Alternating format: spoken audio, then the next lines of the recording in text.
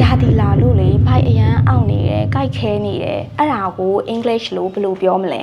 ရာသီလာလို့ကြိုက်ခဲတာကို cramp နဲ့သုံးလို့ရပါတယ် I have a cramp I have a cramp I have a cramp အဲ့လိုသုံးလို့ရတယ်ဖျားတာဆိုရင်တော့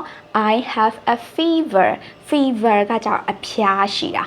I have a fever ချောင်းဆိုးတာဆိုရင် I have a cough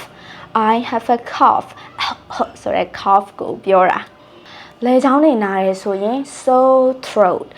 I have a sore throat I have a sore throat နောက်ဆုံးတစ်ခုကကျတော့နှာစီးတာ runny nose I have a runny nose I have a runny nose အဲ့လိုပြောလို့ရတယ်ပိုကောင်းတဲ့ဗီဒီယိုတွေနဲ့တွေ့ကြမယ်ရွှေ education မှာအင်္ဂလိပ်စာသင်တန်းသိချင်ရင် comment မှာ